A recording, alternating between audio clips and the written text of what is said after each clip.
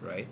So as you can see on the screen, you have this function f of x equal to 2x plus 1, right? So for every value of x, which we could say is the input, there's an output. For example, if we say the value of x is 3, 2 times 3 is 6 plus 1, that's the output, right? So we're talking about the outputs, we're talking about the domain, the range, what all this stuff means. We could have a linear function, we could have a quadratic function, we could have cubical functions, rational functions, and so on and so forth. So, continuing, let's take this.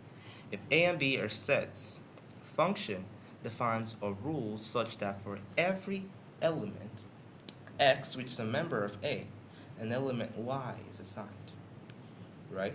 So for every input of x, an output y is assigned, right? So if we have 2 times 2, 4 plus 1, that's 5, that's the output, right? So an element y is assigned. So let's see the notation.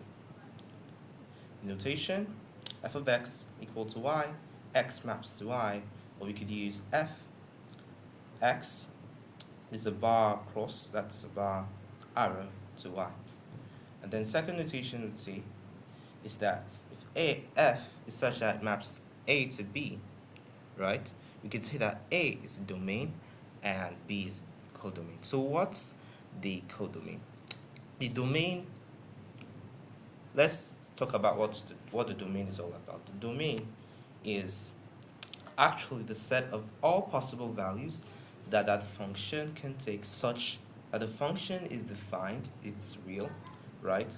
That means for every input you're going to get a real output, right? So the list of values that function, the list of possible inputs a function can take, that's basically what a domain is. While the codomain, right, is actually the lists of outputs, right? From the inputs from the domain, there are outputs. So the list of all possible outputs are listed in the codomain. So now what's the range? The range of a function is a subset of the codomain, which is a collection of all the images of the elements of the domain. So what does this imply? What does this imply? So remember I said for every input there is an output. So if you're talking of a function based on a particular basis, right, the set of possible outputs that we actually captured at that point in time gives us the range. If you can look at the screen from the earlier diagram, you see what we have here. This is negative 2, 0, 1, 2. This is 0, 1, 4. So for the portion of the domain we're actually looking at, we are looking at the images, right? So those sets of images, which are members of the codomain, collectively form what we call the range, right? That's what the range is all about. Example of functions, you have f of x equal to 2x plus 3, f of x equal to x squared plus 2x plus 3, etc. Right, now let's look at a domain illustration. We have fx, which maps to x squared plus 2x plus 3 for x less than or equal to negative 1. So in this case, if we were not given this as a domain, naturally we would say that the domain is all real numbers. But if the domain is specified in the question as x less than or equal to negative 1, that implies that that question or that function, we're looking at it on basis of values of x that are less than or equal to negative 1. So when you're talking of the range, you're talking of all possible outputs that could be gotten from negative 1, negative 2, negative 3, negative 4. That's the collection. Because ordinarily, the normal domain of this function is all real numbers and the codomain is all real numbers. But since we then limited it to values that are less than or equal to negative 1, then we could actually form a range. Because not every output is within the range of x less than or equal to negative 1. Because there are values that are greater than 0 such that this function will still be defined. But when we're looking at it based on the domain, then that's what we have, right? So let's look at 1-1 functions. Now, a function is said to be 1, 1 if f of x sub a is equal to f of x sub b, and xa is equal to xb. This implies that for a function to be 1, 1, then every element has a distinct image. For you to have a function such that fx sub a and fx sub b, that literally means that every value of x has its unique output, right? You can have a value of x, let's say value of x is negative 2 and it's giving you 4, and then you have 2, it's still giving you 4 as the output. So each value of x has its independent output which no other element has, right? For example, if you look at this function, we have f of x equal to x squared. This function is not one way. Why? Because if we study this function, we would notice that f of negative 2 all squared, negative times negative positive, 2 squared is 4, right? And if we substitute 2 squared is still giving us 4. So that means for the value of x negative 2, we're having an output 4, and then for input 2, we're still having 4. So that is trying to imply that f of 2 is equal to f of negative 2.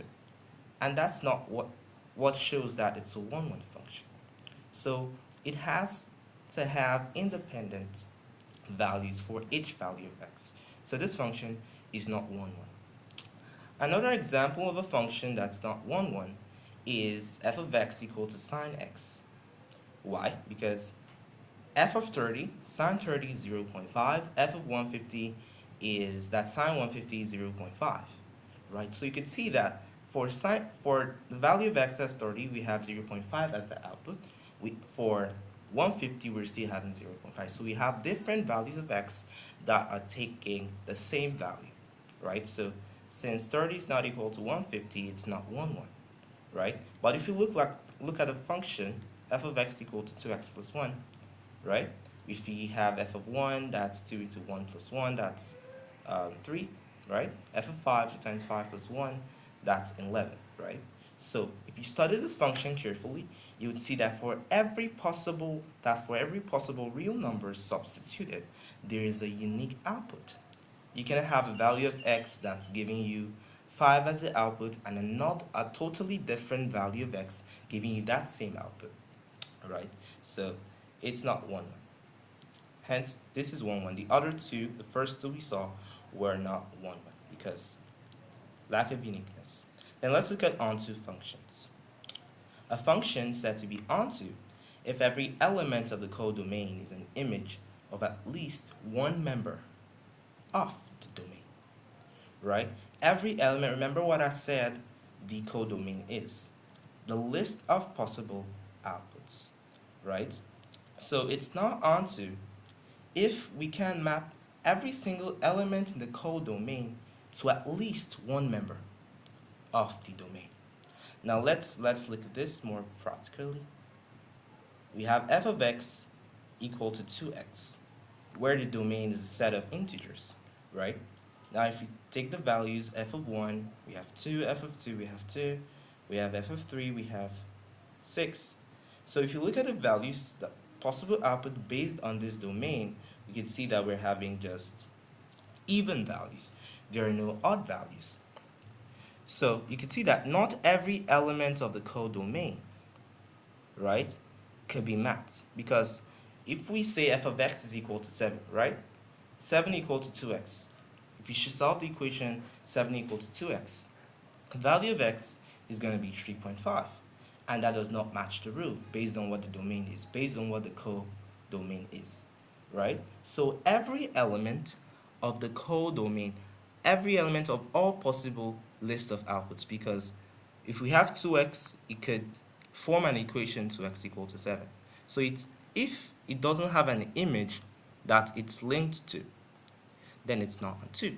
But if we look at this function, f of x equal to 2x, right? And the domain reads all real. We could say that this function is onto, because if we should say the word all real, it could take any possible number. It could take 7, it could take 6, it could take 5. no matter the output. But because this was limited to a set of integers, right? Then we're now having every element in the codomain that has a particular image in the that is an image of at least one member of the domain. Another example is f of x equal to 10x, right? F of x equal to 10x. All real except odd multiples of pi over 2, right? So if you're given something like this, you'd say that this is onto.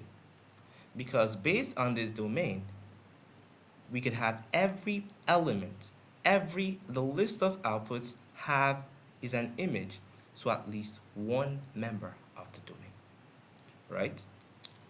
So that's basically all. We've looked at domain, we've looked at um, range, we've looked at codomain, we've looked at one, and we've looked at onto functions. Thanks so much for watching this video. I encourage you to subscribe to this channel by clicking the subscribe button, and also do also like this video and comment on this video. Thanks for watching. See you next time.